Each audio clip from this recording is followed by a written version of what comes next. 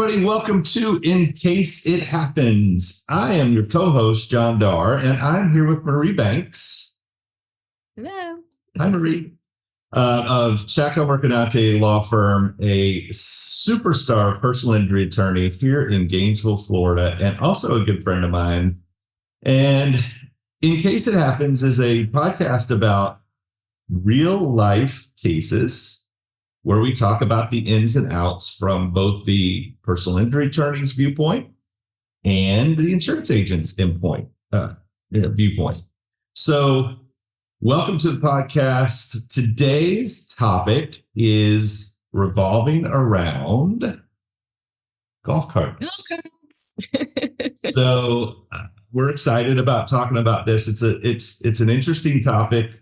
A golf cart is not necessarily always a golf cart, and a golf cart can be a couple of different things. So Marie has done some research on a case. Is this a case we're going to talk about? Is this a case that you guys had in your firm or not?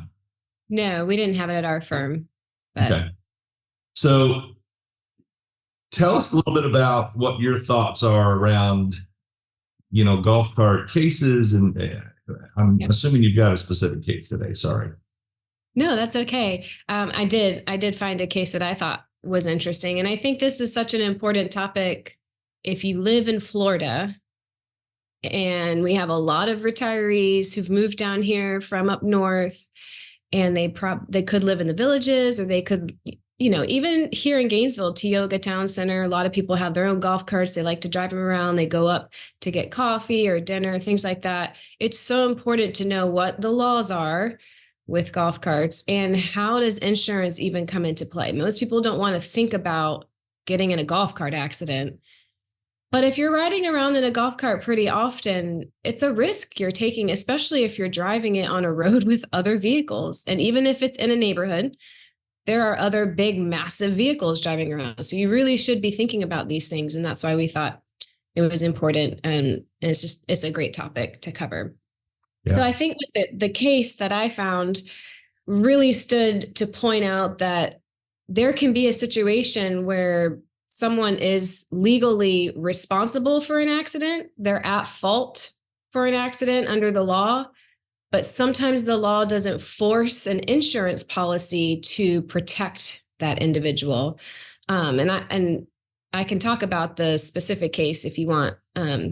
But for me and for our listeners, I feel like the takeaway is you really need to have a relationship with an insurance agent. If you own a golf cart, or you want to own a golf cart, or you are someone who is a member of a golf court or a club, you need to have a conversation with an insurance agent to talk about, do my insurance policies actually cover me in the event of a loss? Because they may not. There are a lot of exclusions, as you know, John, you could speak to that can exclude any kind of injury from a golf cart accident.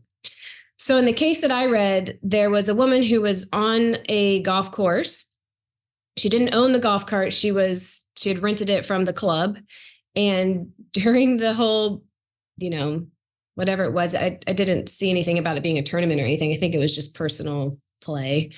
She ran over somebody. Oh, geez. And so obviously that person sued for injuries, and they sued her for running over them. And they also sued the golf club because they owned the golf cart.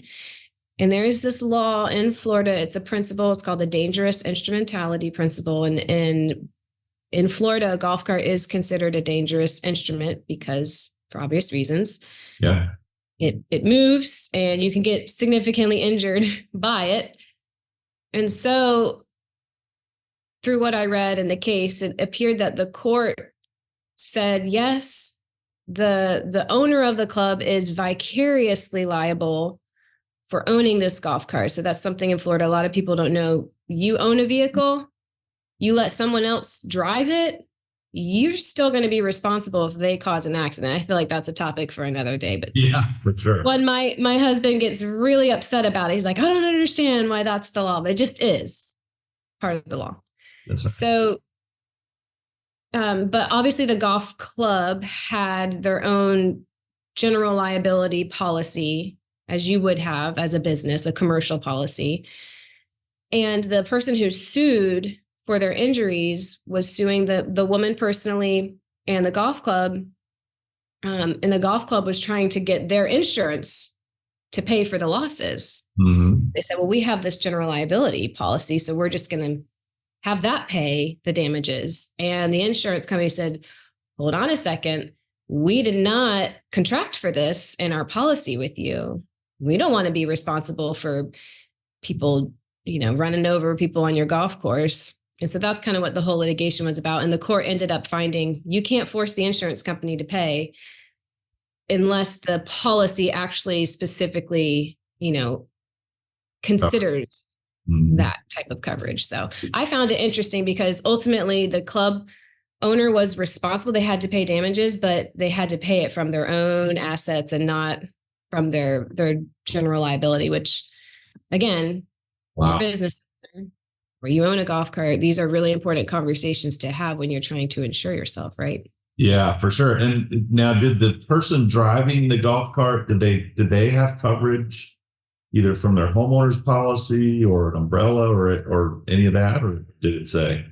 Yes, I believe they were trying to access there were two policies they had in play. I think one was an auto, one was homeowners. And so they were also involved. And of course those two insurance companies were saying club owners policy is first. They own the cart. We're not paying. And yeah, they were doing a lot of which is typical in litigation. Sure. So the court essentially said, we think it all comes down to what the language of these policies talks about. So yeah, it's very interesting to me. I want to talk about a little bit about the difference between a golf cart and what they call a low speed vehicle. And what is the difference? I just Googled it real quick. In Florida, in order for it to be a low speed vehicle, it must have brake lights. They call it stop lamps. I don't know why that is. But yes. You and I would think of it as brake lights. It's got to have a turn signal. It's got to have headlights. Now, is there a difference between tail lamps? So tail lamps is probably just a tail light that isn't braking. I think if your headlamps are on and the tail lamps are on, and then kind of like in a car. Parking brakes, rear view mirrors, reflectors, windshield, seat belts, and a VIN number, and actually a vehicle ID number. Yeah. So that does not qualify, right? This is not a vehicle. And I can tell you from the insurance side, it is much different to insure a low-speed vehicle than it is a golf cart. A lot of homeowners policies, not every single one, but a lot of homeowners policies will insure a golf cart if you're driving it from your house to the golf course, playing golf, coming home. You're going to have some coverage, typically. Not always. Don't quote me on that. But check with your agent. Anyway, but that's typically where you could find some coverage. But a low-speed vehicle policy, like you said, you're going to have PIP, which is personal injury protection. You're going to have all the things just like you're driving a car. So there are companies out there that insure low-speed vehicles. That's more expensive. So, if you've got one of these golf carts that essentially is a vehicle, a low-speed vehicle, then, we've got to get it insured differently. Yep. Yeah, you really do need to. I just keep thinking about the people out in Tioga and some of those other kind of. Well, Hale has designated roads that are golf cart, or I guess golf cart legal, but so we see a lot more than I've just in Hale Plantation recently. I've seen a lot more in the last couple of years than I haven't ever. Yep, I have too, and I mean it makes sense. I think what's a little bit confusing about calling it a low-speed vehicle is I look at that golf cart and that's even lower speed. It sounds like, well, that should be considered a low-speed vehicle. It's just terminology in the Florida statutes that say if the vehicle goes under 20 miles per hour, which the average golf cart does, Mm-hmm. not even get to 20 miles per hour. Mm-hmm. It doesn't, require registration with the state or insurance or anything like that. A low speed vehicle is considered, it goes over 20 miles per hour and up to 25 miles per hour. So it's really not a whole lot different, which is fascinating to me. And I think I've seen golf carts that have been, modified to go even at higher speeds than that, which is a little bit scary. Yeah. They're certainly not as safe as a car. There's no airbags. There's, the seatbelts are not adequate, like Right. not Right. fast. So, when that is the case, then obviously, yes, you need to make sure that you have good insurance coverage. And some people don't know the law changed last year in the state of Florida. You're not allowed to even drive a golf cart unless you are 15 or older and you have a learner's permit. So I see a lot of younger people than that driving golf carts around, Yes. these areas. And so if you are a parent and you have children, just be aware, it's against the law for your teenager to drive a golf cart unless you are, I think if you have to be present, actually, I'd have to figure that out because I know usually it's an adult. If an adult's present in the vehicle, Right. it's okay. That might be fine. And it's just a moving violation if they get caught. It's not like they're going to juvie or something. They're going to get a ticket. Well, I'm not sure. I know I've seen really young kids driving golf carts, and I'm, thinking, oh my gosh, people don't realize the liability that they incur when they stick their 12-year-old in a golf cart. Yeah, let's put a scenario out there because I think it'll help. When you said that, I think people need to know what you mean. Let's say my 12-year-old's driving a golf cart, and let's say it's one of these low-speed vehicles. Okay. And I've got my kid has their friend in the car and they're just cutting up. But my 12-year-old takes a turn too sharp. They don't know how to drive. They don't have a learner's permit. Yeah. And maybe the golf cart flips or the friend falls out. They get injured? Who's responsible for that? Yeah. Could that other child's parents have a claim anywhere to help get medical bills covered? I mean, these aren't things you want to think about, but in case it happens. Yeah, absolutely. And you better have some coverage because if little Johnny's friend Billy falls out or little Johnny runs over Mrs. Jones walking her dog or something happens, it can, I think we started this podcast with, hey, these things they're heavy and they can hurt people. Mm-hmm. And they're pretty powerful now, more so than the years before. These things have pretty solid batteries and they can do some damage to folks. So, it's important to have coverage, and it's important to, probably not let your 12-year-old drive around in a golf cart. But, I know how fun of an activity it is for a 12-year-old to drive a golf cart around. But, don't just understand, in case it happens, you better have coverage because, that's what this is all about is trying to educate people on what happens if, how do you prevent it? And in case it does happen, how is it going to play out, so to speak? Yeah. And I think the law is pretty strict on permissive drivers. So if you own a golf cart and you or your kid takes it out with their friend, they cause an accident, you're going to be held responsible as the owner. And you may say, well, I've told him he's not allowed to drive the golf cart.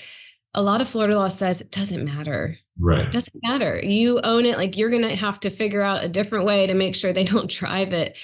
People are surprised by that, but you're still going to be on the hook. And if it's not insured, your money in your bank account is on the hook, depending on, some people think, well, it's my kid's friend. Maybe they're not going to sue me. Their parents aren't. You just don't know. People change when their kid gets severely injured. Now they've got to pay for the broken leg or the hospital visits and things like that. They need surgery. I mean, I don't want to pay that out of pocket. Right. I would feel like I should. I mean, if I'm responsible, but it's much better to have, this is what insurance is for, right? You're mitigating risk, and you want to make sure that you have that. Well, perfect. So in case it happens to you, call Marie Banks at Schackow Mercadante because she call John Darr first, right, to make sure that you have good coverage, because I'm not sure how much I'll be able to help you if there's not good That's coverage. Right. Get the coverage. If you have a golf cart, if you have a low-speed vehicle, call an independent agent to work with them and get that thing covered correctly and understand what it is your liability is and what your options are for sure. And Marie, thanks so much for doing another podcast. And it's fun. It's fun to talk about these things. Yeah. Who knows what next week we'll talk about. So stay tuned. Subscribe to the podcast. We appreciate you watching and being here. And you guys have a great rest of the day.